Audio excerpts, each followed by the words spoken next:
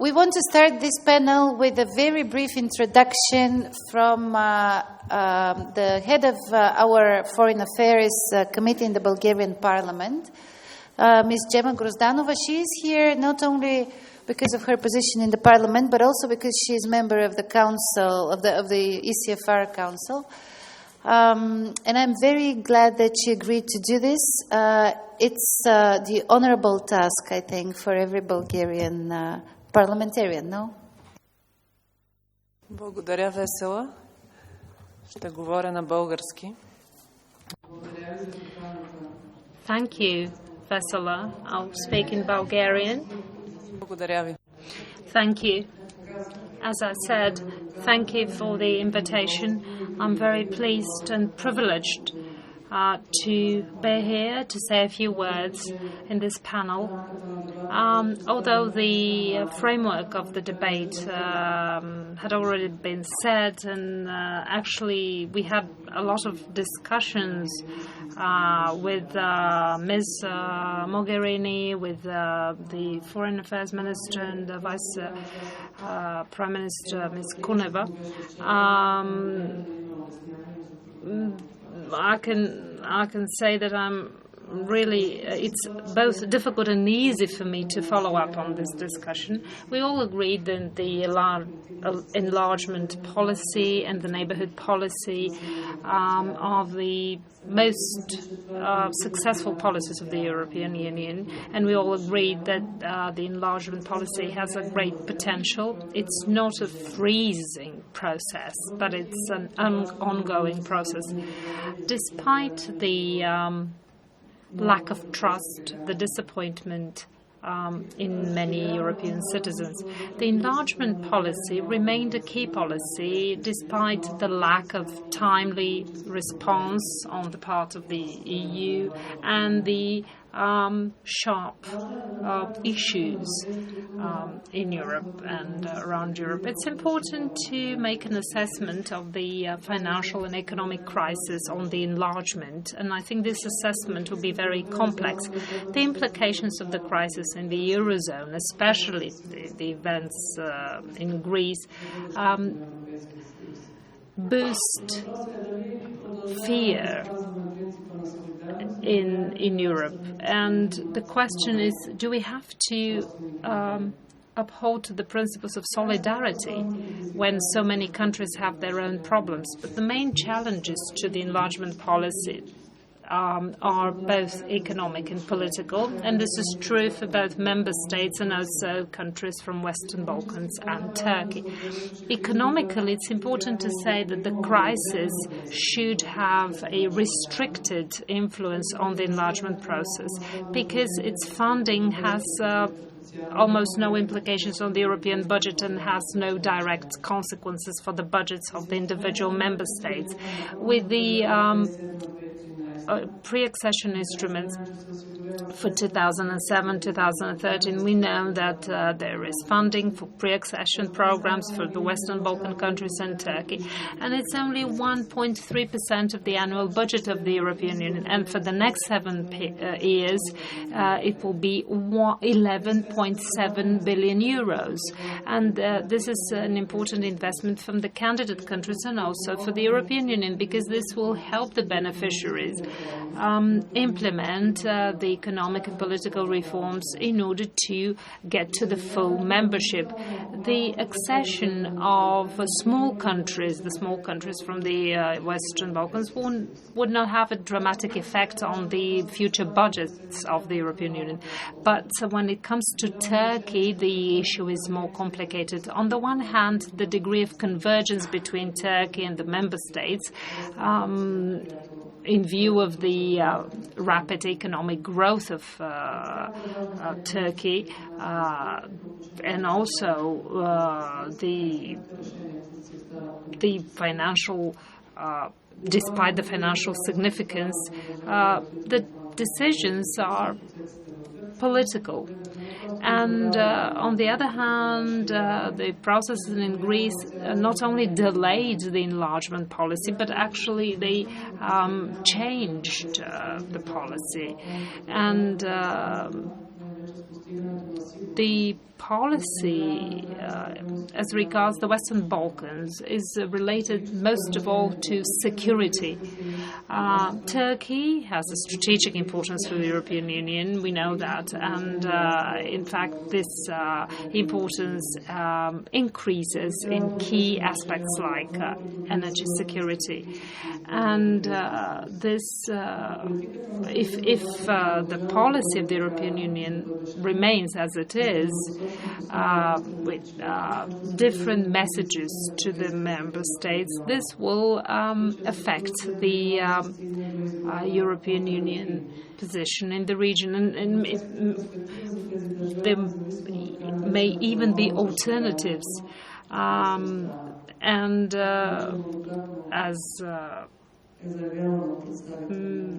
As has been said many times, the question is not whether, but when. And again, I'd like to raise the key question: what is the cost, and how much is the European Union prepared to pay for the future enlargement? It's clear that financially the commitments of the member states will deepen with the development of the integration processes, but I think that in the future our opportunities to live together will prove worthwhile, and Bulgaria will continue helping the enlargement process. Thank you and good luck.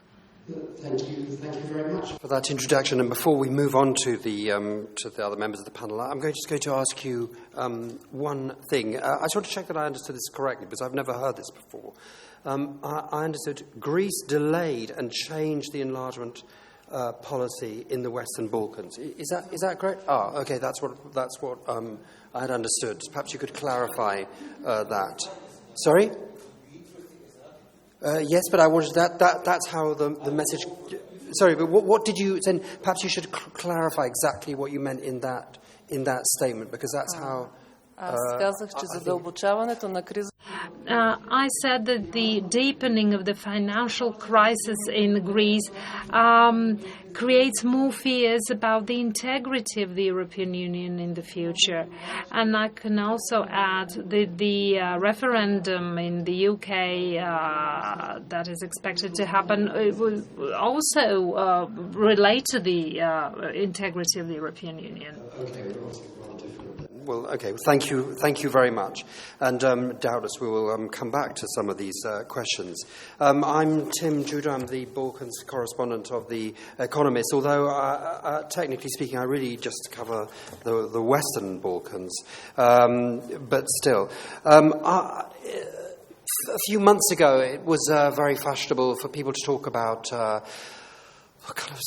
not only stagnation within the countries of the Western Balkans, but also a kind of stagnation within the process of EU enlargement.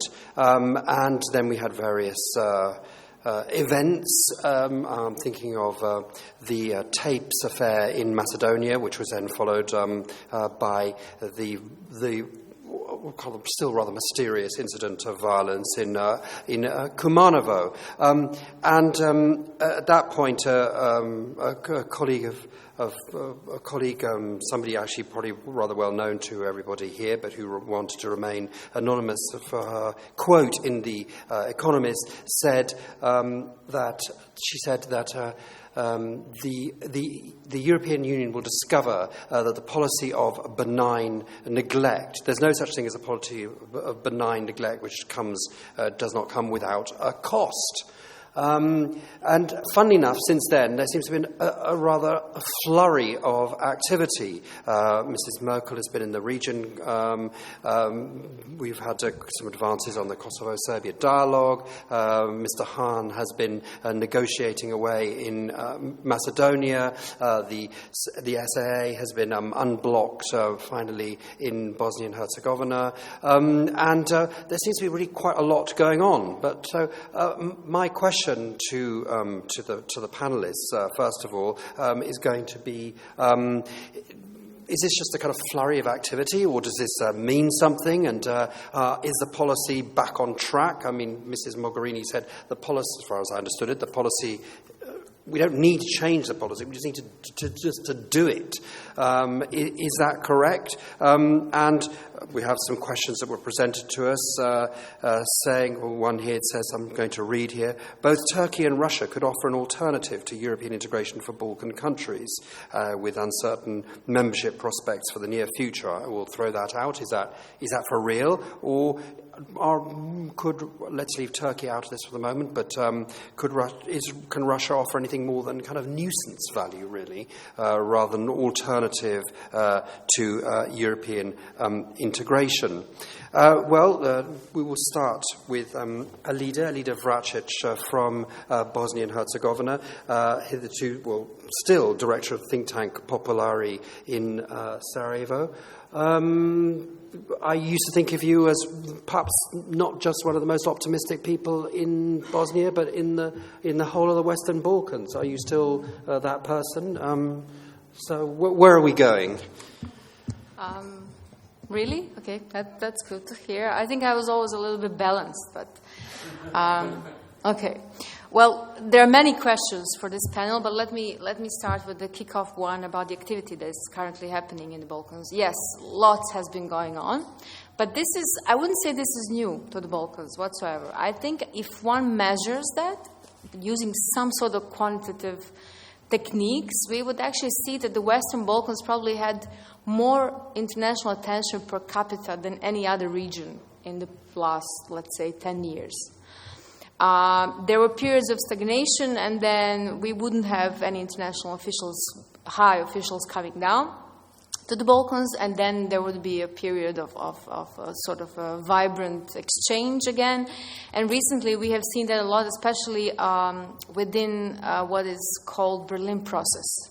Some call it Berlin process, some call it Vienna process, because next meeting is going to happen in Vienna in August, and next one is going to be in Paris. So maybe it's going to be Vienna, Paris, Berlin process. It really doesn't matter. The difference between this one and what we have seen previously is that the stress is on process. So it's not about conditions. It's not about impositions. It's about the process. And in a way, it also sort of tears down, stress around it, because everyone knows it's going to be lengthy, and everyone knows it's going to be incremental, and everyone knows it's going to take time. It is also the other way around from a usual abstracts, because this time is about economic reforms, it's about infrastructure, it's about governance, I would even say, something that actually matters to people.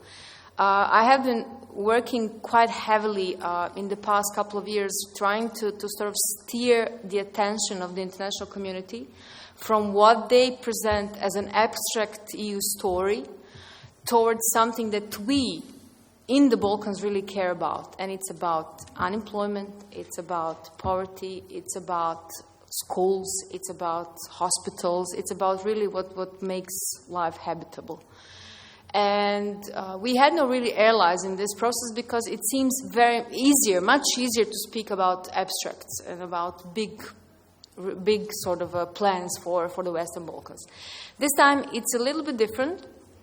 What I do think it can be improved and must be improved is that the outreach itself, and this time from the European Union towards local politicians and now and finally towards the citizens. What I mean is that all these processes, these reforms that have been announced, haven't been articulated in the public. We know about idea, but there was no single politician that I've seen so far really articulating what these reforms will be about and what are the timelines and what are the concrete steps. We even had a politician actually saying publicly on TV that it will be articulated at appropriate time, which we don't know when this is going to be. But this is also a part of the, job of the European Union to put the stress on this, to really put this public, very much public, yeah.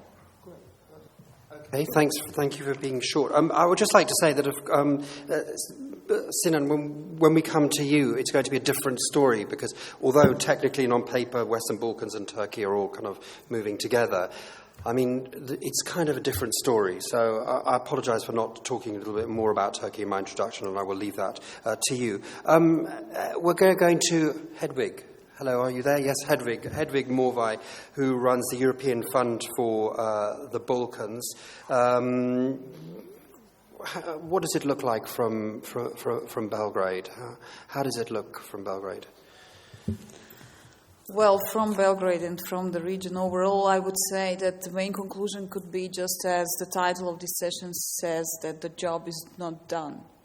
It's an unfinished business. And if the EU if we all want the EU to remain the main game in town, something needs to be changed. The process is ongoing, but what is happening is simply not enough to achieve what we all want, and that is that the countries of the region become EU member states in a reasonable time frame. Because, as it looks right now, it can take a very, very, very, very long time. And the process, how it works at the moment, even if some of us don't like the phrases like sticks and carrots, etc., it is all about sticks and carrots and conditionality, which is actually not solving some of the major issues in the region. So it seems like the process is on an autopilot, and that the countries of the region, even though they have not turned their backs on the EU, but they're somehow adjusted to the fact that it is going to take very long. And this also somehow invites to the conclusion that there is an exercise where neither of the two sides is really sincerely committed. And of course, it is a big problem for us in the region because with, in some cases, authoritarian tendencies, which we can see with some of our political leaderships, if the time is really taking too long, there will be other ideas which will take over the agenda rather than sticking to the very difficult reform processes which the EU accession process is requiring. So in that sense, I would really, really energetically argument for the need that the process needs to be changed. It has to be re-energized. And first, the EU must be proactive, because the EU is leading the process. Then, of course, there is the homework part on the accession countries, but the process which is designed and which is ongoing in a way as it is right now is simply not enough. Therefore, I would dare to have a couple of recommendations maybe, which we summarized with a group of people we work with in the European Fund for the Balkans. And the first should go exactly on launching a kind of strategic thinking about the EU accession process which is going on in the Balkans. It seems that some of the member states are even more proactive right now, just as you said at the beginning, than the Commission itself or other EU institutions who should show more commitment to the process. Of course, that is encouraging, and we could mention some of the initiatives like the British-German initiative for Bosnia, or like the Berlin process, which is going to be continued now in Vienna, with some even refreshed initiatives like involving civil society more already during the summit and then later on in the process itself. But this in itself cannot be enough. There should be a new strategy which is clear and transparent and which is also motivating to the political leaderships in the region. Then, of course, we should make sure that more neighborhood means not less enlargement. And the two processes should be linked rather than kept apart, and lessons which can be learned from both processes should be then implemented in both cases. What I asked Ms. Mogherini think is very important. There should be incentives found during the process which could be introduced in order to motivate the process more, and these should be some benefits which are simply appearing before full membership, and this could be opening opportunities like belonging to the energy community or some other key areas which are equally important as for the EU, as for the region as well. And of course, there are many discussions and proposals about changing the reporting format of the Commission on the advancement of the accession countries, which, if designed in a more appropriate and transparent way, could contribute to a new dynamics even in the region between the countries, which could then help each other and compete with each other in a completely different way and therefore advance the process. And my last remark is about being aware that existing and potential bilateral disputes in the Western Balkans can slow down the process, and these should be tackled in a more creative way, and these should be solved somehow and not linked to the integration process itself, or at least not allowed to slow down the process. Thank you. Thank you very much. Remzi, Lani, you're the Executive Director of the Albanian Media Institute. What needs to be done? How should we change things? Do we need to change things? Albania was the prime country of stagnation when it came to EU integration for many years, but now the engines seem to have started again. It seems to be moving again. How does it look from Tirana? Well, thank you, Tim. First, it was mentioned the term credibility, and actually I think that in the Balkans, in the Western Balkans, the credibility of European Union is at stake, because if it fails in the Balkans, how is it going to succeed in Africa or in Middle East? What I think that has to be changed is, first of all, the approach and the thinking in Brussels. In my opinion, the thinking it's too much acquis communautaire driven. Our countries are seen as chapters. You have to stick, to negotiate. And geopolitics is forgotten. Of course, we are not the center of the world, as we think, but there is these days we have to realize that we are not living in a very postmodern world. We have in the Balkans EU as a global power. We have Russia as a great power, and Turkey as a regional power. The thinking in Ankara and the thinking in Moscow is very much geopolitical. The thinking in Brussels is enlargement paradigm. I think Brussels has to see the Balkans also as a region with some geopolitical importance. Because Turkey, Russia, Gulf countries, and China, they have their interests. Albania has the luxury being maybe the only country in the Western Balkans without a plan B. Russia is not an option for us and has no influence for many reasons. Turkey is seen as a partner but not as a model, and the relations with Turkey are quite complex. China, of course, economically nothing wrong to cooperate with them, but I think we consumed China during communism, and the Gulf countries, they tried with some investments, but it's not a big deal. Albania, in a way, is forced not to have a plan B, so it looks towards European Union, and EU is more based on polls. Still, EU is trusted more than God in the country. The question is that what we see in the Brussels is a kind of still wait-and-see policy. Despite what was said in the previous session and despite all the insurances given,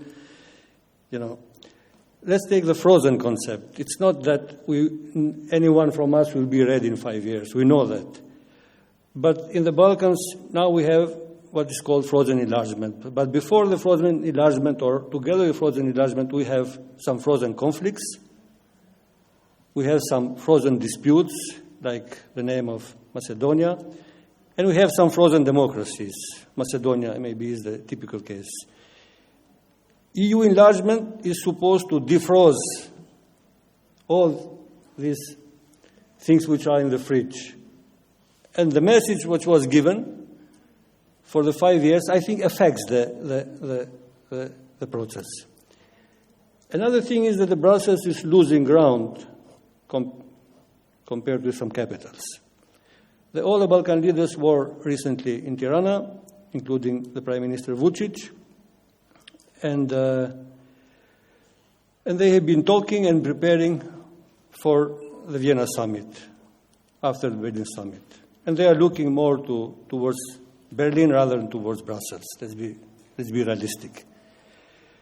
And why the Berlin process actually it's important, and in my opinion, will produce some results. Because Berlin process is harmonizing the regional cooperation with European integration. Regional cooperation has lost momentum and ground for a long time.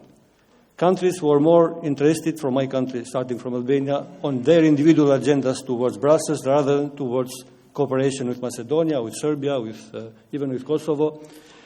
Berlin process brought them together, and they met in Tirana, and they said, okay, you ask us to come together. Here is the list. We would like to have the blue corridor from Split to Gumenica. They would like to have to build the road from Durrës to Niš. And Prime Minister Vučić put it very well. We don't want you to sponsor seminars anymore and conferences, but real projects. So the Balkan leaders actually, despite all the divisions and despite all the problems that we cannot ignore, from what happened in Belgrade during the football match to Kumanovo to some other things, they understood that coming together it will look better. And harmonizing the regional cooperation with European integration, I think it's very important for the region. How things look from Tirana, we are one of the countries. Maybe the only advantage we have for the moment is that we have the only liberal government in the Balkans. Thank you. Okay, thank you very much. I'm going to skip and then come back to you, Sinan. But Stevo Pendarovski, Assistant Professor, University American College in Skopje. For so long, Macedonia was the candidate country waiting for it to open negotiations, and so much seems to have gone wrong recently, and suddenly you've been attracting attention from Brussels and from Mr. Hahn, but maybe for all the wrong reasons, but perhaps better late than never. We have attracted the attention of Europe well before that with the biggest monument of Alexander the Great in Skopje, 29 meters long in height. So unfortunately, I should disagree at the very beginning with my friend Remzi, who is repeating that thesis year by year, saying that Macedonia is a frozen democracy. Macedonia is frozen, but Macedonia is not a democracy, unfortunately. That was true well before, maybe 5, 6 years, 7 years ago, but certainly not today. And I wouldn't much more agree with that thesis you have cited, actually, that was not yours, but cited by somebody from the European Union, that Macedonia is in this situation because of the so-called benign neglect by the European Union.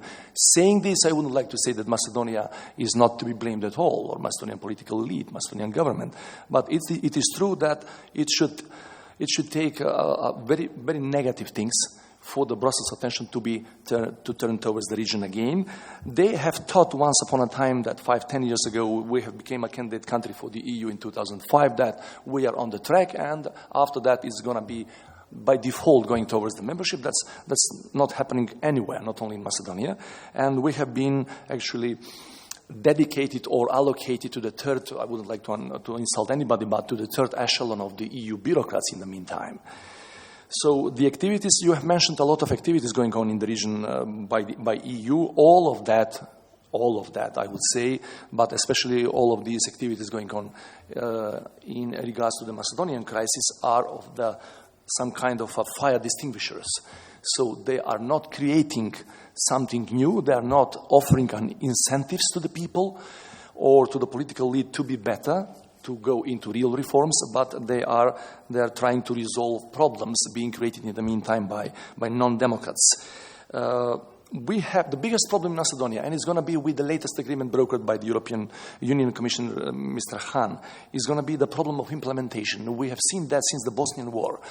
With all of these peace agreements or ceasefire agreements, you can put down everything on paper and nothing of that is going to be implemented later on. So all reform-oriented people, or people being at least assembled in the so-called oppositional camp in Macedonia are worrying about this problem of implementation. We have a clear agreement brokered again by the then Commissioner Stefan File, in 2013 on 1st of March agreement, when before that the complete opposition in a unique parliamentary event, has been virtually wiped out from the assembly by special force. We have an agreement, not a single letter of that agreement, not a thesis, not a line, not the agreement in itself, but not a single letter of that was implemented because, as I said, we do not have Democrats in power. So the same concern looms over this agreement, which is good on paper, but no one knows what's going to happen with the real implementation of that. We have agreed to have elections, but elections are not a panacea for all illnesses of the young democracies. We do not need elections in Macedonia. We are going to have one, of course. We do need a democratic and free elections. We have a lot of elections, and they resolve nothing. The things were getting worse and worse. What might be eventually the stick? We are speaking about the types of the sticks on the part of the EU. What might be the specific stick if this agreement, the latest one, is not implemented? The most negative one should be, for example, to withdraw the recommendation for starting the accession negotiations. We are getting that in a row for 5-6 years. And you know what? Nobody is caring about that in the Republic of Macedonia. So what? We are not going to negotiate and to enter somewhere in 10 years from now. So no one is caring really about that. So that's not a stick. That's not a carrot. That's nothing. Better not to mention that. Speaking very briefly about the possible alternatives, not even today with all of these political problems going on in Skopje, but well before that. Turkey and Russia has never ever been real alternatives to the European Union. As an entity, Turkey is somehow, I would say, a soft economic alternative to the European Union. And in my judgment, Turkey has already reached its limits in the whole Western Balkan region, not only in Macedonia. So my judgment is that 10 years from now, Turkey is not going to be more influential in the Western Balkan region, even in the economic field, than it is now. And probably Turkey has exhausted the whole model being projected years ago when AKP came to power, but that's a much broader picture, speaking about Macedonia. So I cannot see that Turkey is offering a viable or sustainable political and economic alternative to the EU, to Macedonia at least. Turkey has always had that, whenever approaching the Western Balkan region, has always that problems, naming that a problem for legitimacy. Either they are coming more with the mild Islamic face, approaching Western Balkans, or with more secular face. I'm speaking about the perceptions and getting more and more among the Orthodox people in the Western Balkan region. That Turkey is approaching this region more with that mild Islamic face, not with the secular one. And Turkey might have some success, it may be in Sanjak, maybe in Bosnia and Herzegovina, maybe in Albania, in parts of Albania, but certainly not where the Orthodox population resides, in Serbia, in parts of Macedonia, in Montenegro, in parts of Montenegro, so on. So Russia has never been an alternative in political, even in the economic terms. So big speeches, lengthy speeches about the Russian menace. Russia is going to penetrate the region with the energy initiatives. Nothing of that is happening anywhere in the region. In Macedonia, is not happening anything of that. So I'm going to conclude with this. The Macedonian problem right now with this political crisis is the most easiest of all present Western Balkan challenges. If the European Union is not able to solve this problem or to care at least about the implementation of the agreement brokered by them, by their people, then no other challenges in the Balkan can be can be verified, can be implemented, and can, so to say, attribute or contribute to the attractiveness of the EU model as a whole. Thank you. Okay, thank you very much. I kind of feel we should have a whole special kind of a whole other how shall I put it, a whole other panel just for you, because Turkey is kind of rather kind of in terms of everything is just so kind of giant compared to the Western Balkans. But here you are stuck with the Western Balkans, which might be irritating. I don't know for Turkey. But okay, well, how? Sorry. Okay, well, how would you put it? It's up to you. The floor is yours. Well, given that it's a session about the relationship between Western Balkans and Turkey and the EU, I want to start to say a few things about the EU, and I'll turn to the Western Balkans. With all due respect to my good friend Dimitrios, there's a very famous saying about Greeks, to beware of Greeks bearing gifts. And I suppose when I look at the Turkish experience with the EU, I may want to paraphrase it with, beware negotiating with Turkey. Because we are on the way of proving what so far has remained a uniquely successful experience of a botched enlargement process. When we look at enlargement itself from 6 to 9 to 10 to 12 to 15 to 25 to 27 to 28, every time a country started its experience of accession, it ended with success. And Turkey is out there, well set on its way to prove that this is not the rule. That Turkey, we are, well set on the way to create the exception to the rule of a particularly successful, and everybody, I think, is in agreement that enlargement is, one of the particularly successful policy areas of the European Union. So that's why I mean by, beware negotiating with Turks. But then, not the whole responsibility lies with us, and I just want to give you a few examples of, how we've come to this point of an almost botched process of accession. And I feel this a lot. I am somebody who in Turkey is known to be part of the now endangered species of a pro-European person. So I go out there, Rana is one of those as well, and I go out in many different public venues, it's partly television, but also I speak to university students. And I get a lot of frustrated anger. Oktay may also be in a position to attest to that since he's a member of an academic institution. Normally, youth is supposed to carry this process forward. But in Turkey, we've also lost youth. There is so much accumulated anger and frustration at this outcome. Now, why that is so, partially our governments have to blame, but a lot of it has to do with what we discussed in the previous session about credibility. Turks don't believe anymore that accession will happen. And that's our biggest challenge. Forget about the politics of it. Forget about the economics of it. It boils down to credibility. The EU has zero credibility. I'm caricaturizing a bit, but that's where we are. And with that zero credibility, we're totally unable to use the magic that's been so instrumental in the past for making every episode of enlargement successful, which is to build a coalition of the willing domestically on the basis of credibility that would be able to overcome all the barriers to accession. That's been the case with Greece before 1981. That's been the case with Bulgaria, Romania, much later on. But if you don't have that credibility, then domestically you become very weak. And that's our tragedy as, the Turkish champions of this process, as the Turkish liberals, in other words, that we can't anymore use the EU rhetoric to move society. On paper, people still may want EU accession, but they don't believe it. And therefore, we can't go out there and argue, lobby, explain about EU accession. We are being treated as political naives, and that's a euphemism.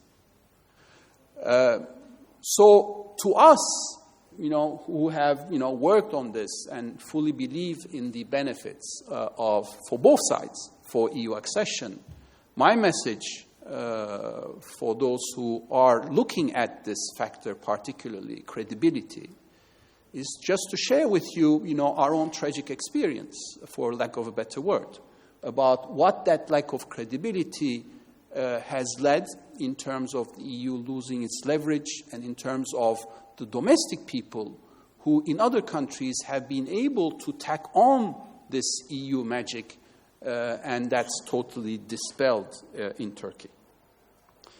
And perhaps lastly, because I suppose this, there's much more merit to having an interactive experience. Our second tragedy has been that many of us who have tried to push for Turkish accession, when we come to Europe, speak in the language that you all understand. We talk about strategy. We talk about how important it would be for the EU to integrate Turkey because of energy security, now because of migration, fight against illegal migration, being a bigger and more important foreign policy partner, and so on. But then we have difficulty, all of us, and the political leadership in Europe, to convey that message in popular terms. And just to give you a very, sort of warped example, look at what happened in the past few years. Turkey took in a very, large-scale effort, about 2 million Syrian refugees, right? I'm not particularly, being fond of the government policy on Syria, but on this side, this was, a very, humanitarian effort. Turkey did not close its borders. It took in 2 million Syrian refugees, and it cares for those refugees. About 350,000 of them are in camps. The rest are spread across the Turkish territory, but they have been issued with a temporary card with which they can get social services, they can go to hospital free of charge, they can send their kids to Turkish schools free of charge, and they can start to work in the labor market with that card. So all of that happened. Now imagine 5 years down the road. Turkey, let's say, has complied with all the criteria. The issue of the 2 million Syrian refugees, because they're not going to go back anytime soon, is going to become an obstacle to EU accession. When you look at the debate within the EU in Bulgaria about how many Syrian refugees the EU is ready to accept. So how do you deal with all these strategic challenges, even if you were to do the right thing? Thank you very much. I think technically everyone was supposed to have sort of shorter interventions, but actually there was so much good stuff there. I'm happy with that. But we have been squeezed a bit with time, so let's open it up a bit. And who's got some questions or comments? Dimitris, please start. This is a very, very interesting session, and very troubling too. After 5 years in Turkey, about how long I've been, I always say, Greeks and Turks, una fața, una rața. And it's true in a lot of the things you also mentioned. The issue is, what's troubling? You talked about alternatives. Remzi said there is no alternative. Stevo also said that there is no alternative in a way. Turkey projects itself as an alternative, and I call it exceptionalism. And I fear the rise of exceptionalisms as being particularly troubling, whether it's Turkish exceptionalism, which is something that Sinan just talked about, whether it's exceptionalism that's emerging in my country, Greece, because of the crisis, which is very, very troubling. We have alternatives to the EU. Russian exceptionalism, anyway, we've talked about it today. And so, in this world of exceptionalisms or alternatives, obviously something needs to be done. A reset button. We heard some of possible strategies and something we need to consider. But this is where I want to come and ask Sinan the question about game changers, and that I asked before. And in particular Cyprus, because I've been thinking about this. I always think that, I'm sure my foreign ministry is not doing it, and I'm sure your foreign ministry is not doing it. Thinking about what a united Cyprus actually means, potentially. right? For Turkey, for Greece, for the EU. And might this be game changer, might this be one potential game changer that could reverse the course of things and send a positive message? Well, I'm not going to ask you to reply to that straight away, because don't forget also we have to start to think a little bit about what should be in the new strategy. So I'm going to just kind of leave that hanging for the moment. So bearing that in mind, yes, please, Mr. Prinsky, you're next. Go ahead.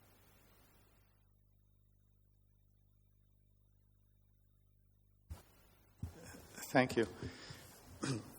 I do share the view that there has to be a very careful rethinking of the whole notion of enlargement, in the sense that what Ms. Grozdanova pointed out, the processes in the European Union themselves, having to do with Greece, having to do with Britain. If you are in the European Parliament, you hear a very intensive debate as to actually how will the European Union be working, be functioning in the foreseeable future, beginning with institutions and ending with the issue of freedom of movement of labor. And everybody mentions this notion, this quote from Juncker about the 5 years. But there was another statement of his having to do that Europe is an aging society or region. That is, Europe will be needing an influx of population in an active labor age.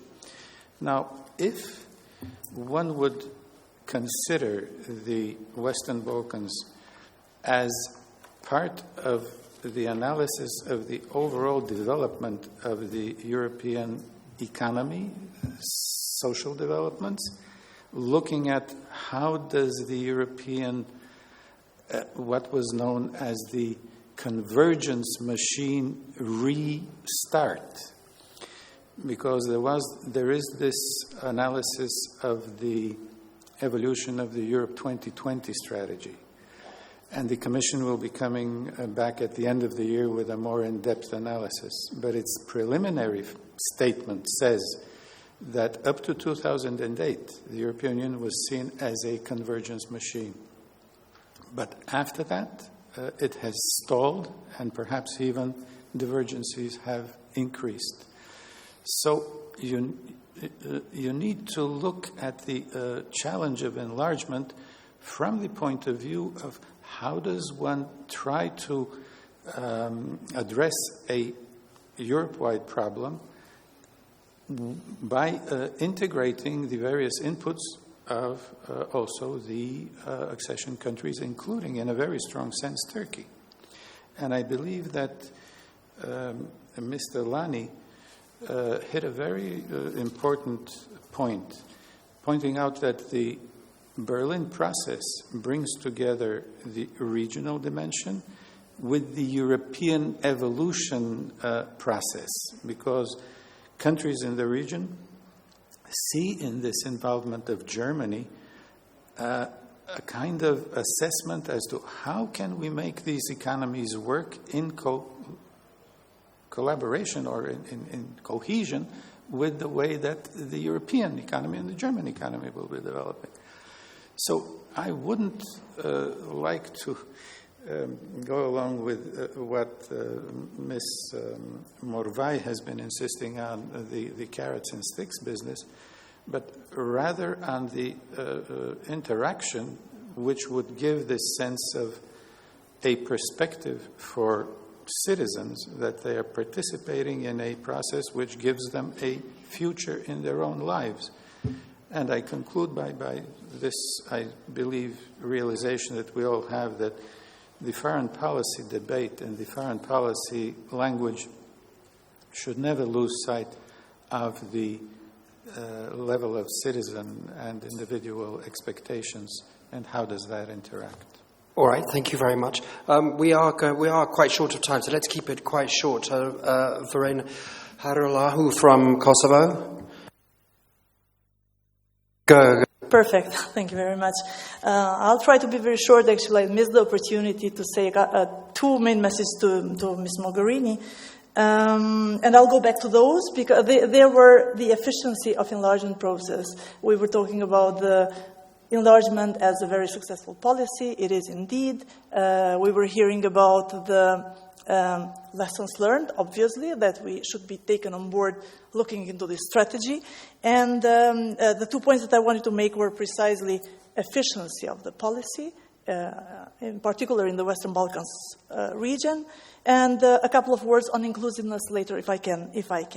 Talking about efficiency, I would use the opportunity to use the Kosovo case. I mean, we're having EU heavily involved in Kosovo since over 15 years, with a heavy investment, be it political, financial, other, with the powers ranging from executive up to missions, large, unprecedented missions of rule of law in terms of size and, again, investment. And as a result, we have what? We have a tiny little Kosovo that is there, totally isolated, with no possibility to benefit from the freedom of movement and also with no contractual relations with the European Union. So in terms of enlargement strategy and the phases of the process, we see Kosovo at ground zero. If we would put it like this, we can say that yes, there is progress that have brought us to an agreed text of for a stabilization association agreement, but it is not there yet, and there is still, I think, a way to go. So this is just a couple of things to eventually try and assess the effectiveness of the policy. And there is a lot that can be done, a lot can be improved. Elements of it were mentioned here without ever saying that this is a policy looking into alternatives or saying that there is better ways to go. But we're missing a potential, a societal potential in the country, and I believe in all the countries of the Western Balkans, to contribute to this accession process. It was mentioned before, by nature, the enlargement policy and the accession process is a kind of hermetic, it is very technical, but it has too much alienated everybody out of this, everybody in the countries. It has been limited to political elites, and we heard about them earlier on. About institutions that are deeply politicized, therefore with not sufficient credibility in country, and we're leaving outside the entire society because it is not involved. Just to cut it short, it can be involved. It can be involved by using the conditionality instrument within enlargement for requiring more inclusion of citizens in the policy making, in the decision making of the countries, but also by involving citizens in the dialogue with the EU, so direct dialogue with the EU. There is an enormous potential out there, untapped, and it has to be brought in order to ensure, I would say, more efficiency, more transparency, and hopefully better results. Good. I hope that's been noted down. Fine. Zoran, you're next. But everyone try and keep it short because I've got to come back to all the panellists and I'm going to get into trouble if we don't finish on time. Start your stopwatch, 3 minutes maximum. Okay. I didn't want to enter in these discussions with the Commissioner Mogherini because that would jeopardize the conclusions from the previous session. But first of all, just to join Sinan when he said that, the Turkey is the confirmation that when started, it shouldn't be finished. We have confirmation that even if not started, it's not going to be finished, that kind of negotiations. But what we are discussing about, inclusion of the Balkan countries in European Union. Let's assume that there is, from the European side, sincere desire to include Macedonia and the other countries. Let's assume. What about the other side? What do you think? What about politicians in my country would like to see? What we have is a situation, not blaming the Greeks, because this is not excuse for the many bad things that we have done as a country. But in this situation, EU is pressing our politicians to do reforms in the names of the membership in the European Union that is not going to happen for the foreseeable future. What remains to our politicians? They are measuring between the commodity in ruling versus some values which are far away.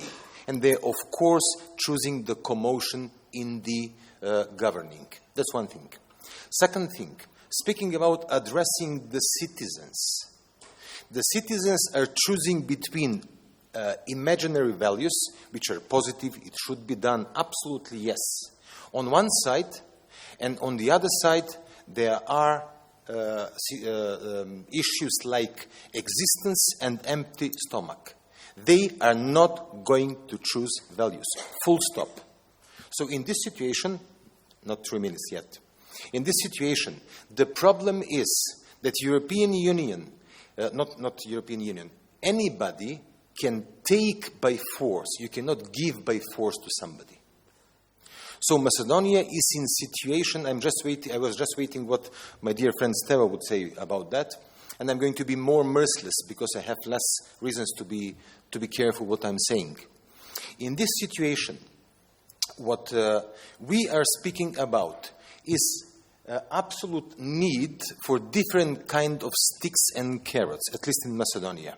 Because what we have is short stick of European Union, you cannot reach us, and there is non-existing carrots. In this situation, it should be the longer sticks, the bigger carrots. Either introduce sweets or something like that. To end with one sentence. The problem in Macedonia is pressing the people to believe in something that is not going to happen in a foreseeable future, and on the other side, pressing the politicians to dethrone themselves from commodity of uncontrolled governing. In one sentence, what is going on in Macedonia is people and the politicians are not going to choose values over the commotion in the governing or existence of the citizens. Because in the situation when the budget and the state is the biggest business partner and biggest employee, forget about the values. All right, thank you very much. Well, I can see two more up there, but I'm just going to say that it's like you've got like 1 minute each, but I'm going to come back to my panel members. So I'm going to kind of warn you now. I'm going to ask you to each to say, imagine that you had to write one paragraph to go into the new strategy, and I'm just going to ask you which paragraph you would each write. So you've got about 3 minutes to think about that. Okay, Haki Abazi over there. Just briefly, I think, as long as we do not discuss the motives of the Western Balkans countries to go to European Union, we will always find a way to blame the EU itself. I think right now the motives are wrong, and Greece is proving to us that motives that say, let's go to EU because they're going to resolve all of our problems, it tells you that's not going to happen. Hungary is part of EU too. All the problems that we're facing are in Hungary as well. So I think instead of trying to blame EU with rethinking or redesigning the accession process, I think we should ask ourselves in the Balkans, do we really want to move forward with all the skeletons in our basements? Do we want to accept the corrupt criminal political elites to lead in the accession process who are just trying to basically reconsolidate their own power in order to be accepted as equal partners in the European Union? Or do we actually want to reform our societies socially, economically, and politically, that when we get to be part of EU, it doesn't really matter if we are part of it or not part of it, but we ensure that the societies are stable and financially viable? Well, probably, Sanada, you could kind of pick up on that, actually, since you've already... Exactly. This is my contribution also to the paragraph on the new strategy, and it goes in line with what Haki Abazi just said. We spoke a lot about process today, how to reinvigorate the process or change it and so on. Recently, a high-ranking German diplomat told me that Mrs. Merkel cares only about the process, not in individuals. And I thought it is fine to be so if you have the process in place or if you have institutions functioning, then individuals can be expendable. But in our part of the world, we are establishing the process. We have to make it meaningful or credible, as the word has been used so many times today. So for the European Union to help the political alternative in these countries which want to see these corrupted political elites that you talk about gone, now Mr. Grozdanova is gone, Mr. Sanader had to be imprisoned in order to deblock the process in Croatia. Not yet, but on the way I'm speaking about Croatia. And these politicians fear this thing. So they will fight and they will resist, as we just heard. And the European Union does not need to use sticks, okay, if this is politically incorrect, as Mrs. Mogherini said, but tools, let's use tools. And they are on the table. Rule of law, fight against corruption, and most importantly, financial conditionality. This is the key that they care about. European Union has these tools, and if it decides to use them more strategically, it will have different partners in the future who will then set the process in the right place. Great, thank you very much. Let's go reverse order. Sinan, what's your paragraph going to be about when you write it for the new strategy? There was a former president of Turkey who passed away a couple of weeks ago, Süleyman Demirel, who in the 1970s was the prime minister, and that was the period where there was a lot of instability in the country, very high inflation, people dying on the streets, and so on. And then the journalist asked them at that time, how would you summarize the situation in the country with one word? And he said, good. And then people didn't really understand looking at what was happening in the country, so they asked him again, how would you summarize the situation in the country in 2 words? And he said, not good. To me, the migration issue and the refugee issue is exactly like that today. Turkey acts as a buffer zone with 2 million Syrian refugees. There are other countries that do the same. And therefore, Europe today perhaps is under the impression that this wave of refugees can be postponed forever. You already have an inkling about what can happen in the Mediterranean. But believe me, this is a very false assumption. So 5 years down the road, a situation that appears to be quote-unquote good can turn into a situation that is not good. And I want to underline the not good here.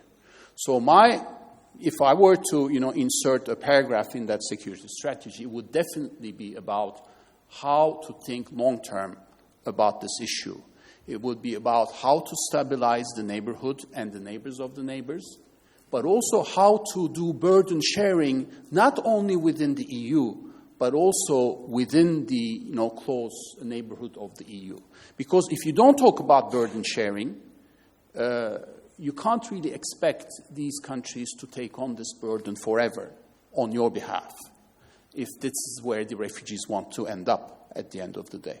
So that essentially would be my recommendation. Great, thank you very much. Burden sharing. Well, I'd just like to say that a week ago I was in Preševo, the southern Serbian town, and there are about 800 people coming through every day across the border from Macedonia. It's 1,000 a day now in approximately in Serbia, and we can correlate exactly the kind of linkage between Turkey and Preševo and Hungary. The figures are about 1,000 a day coming from Izmir region into the Greek islands, 1,000 a day crossing from Greece to Macedonia, 1,000 a day crossing to Serbia, and so on.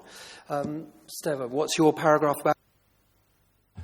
This is a good way to go for the second half, then to start from the old Ottoman Empire and to go to the provinces. Now, it's Rumelia. It's turn of Rumelia. You said line or paragraph for the what is the title of your paragraph? Okay. What's it about? I have a few lines before going to the paragraph. I have a few lines very, very shortly, and after that I will go to the paragraph. So, EU supports for the whole years of enlargement processes, not the substance of democracy. EU has always been in support of formal democracy, not supporting democracy in substance. What is the end result of that process? Today, in almost all Western Balkan countries, we have so-called electoral democracies.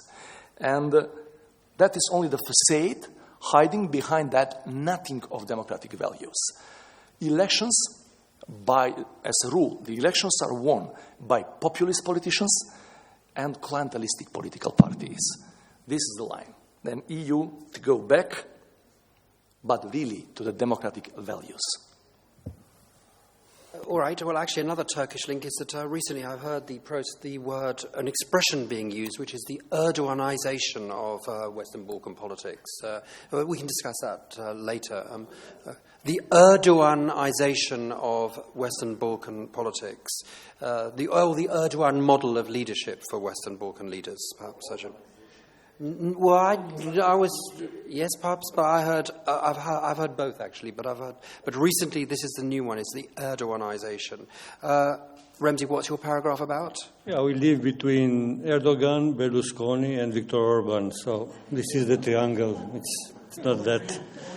Yeah, the Trinity.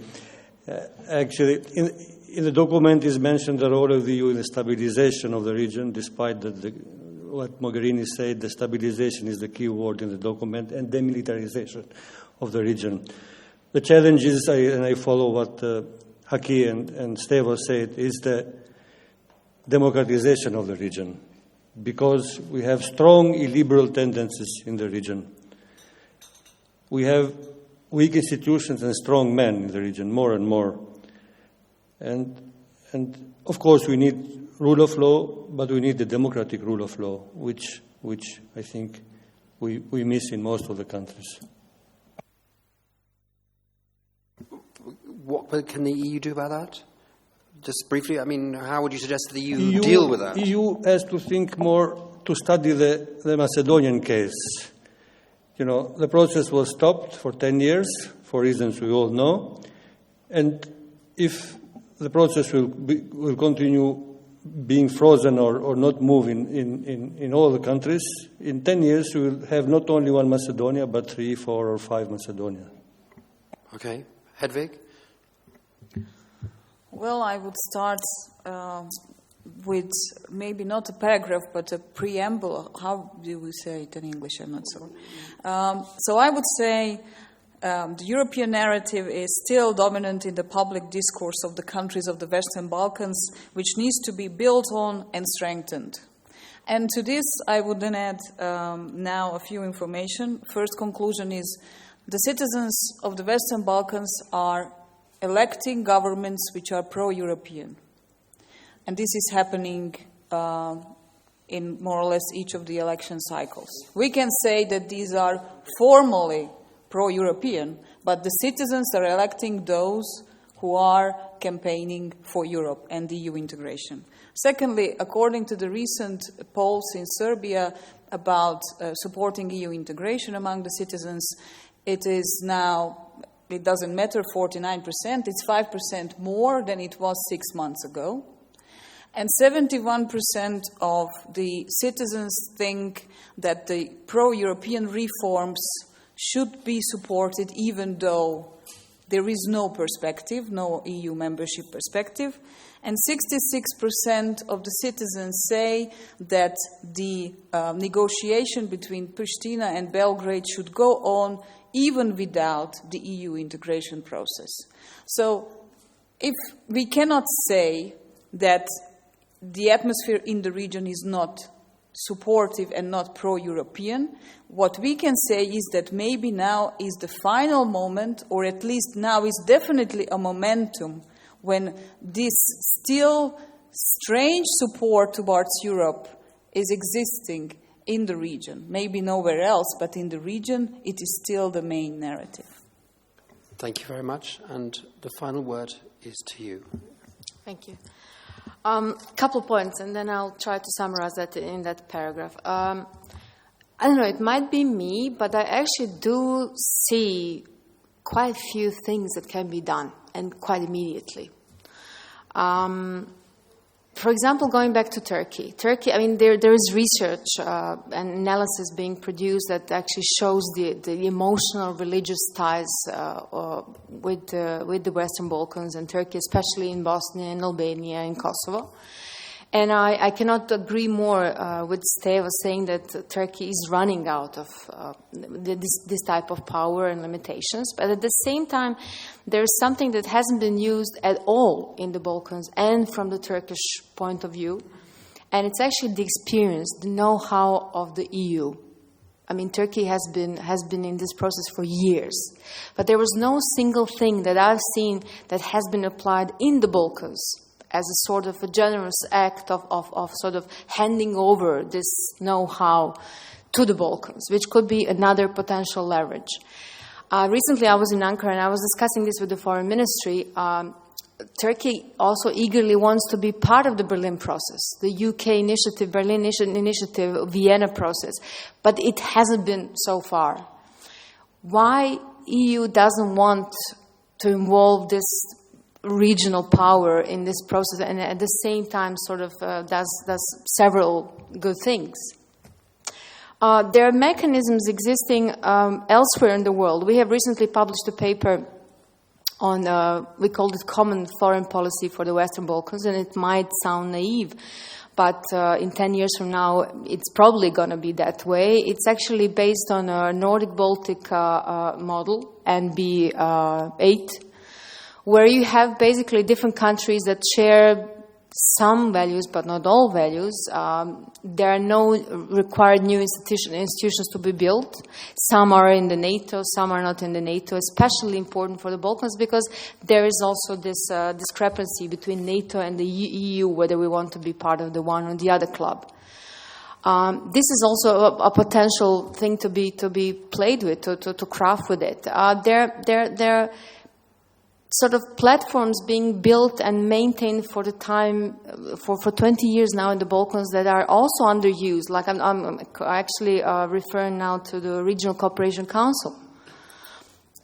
There is Strategy 2020, but what is the content of all this? So there are mechanisms existing. We keep on talking about carrots and sticks and toolboxes and I don't know what, but there are things that are present as we speak, but are just kind of overlooked and not integrated in this process that can go in parallel. So my paragraph really would be, while thinking about the region, first use what you have instead of thinking about hot water. Thank you. Or in a sense, I'm not quite sure that metaphor works. I mean, we don't need to reinvent the wheel. The processes, lots of things already exist which are not being used. Great. Well, thank you very much. And on that note, thank you very much. And I will hand back to you. Thank you. Thanks a lot. It was a great discussion. You will now get your break for 10 minutes, and if we can please reconvene at 20 to the latest.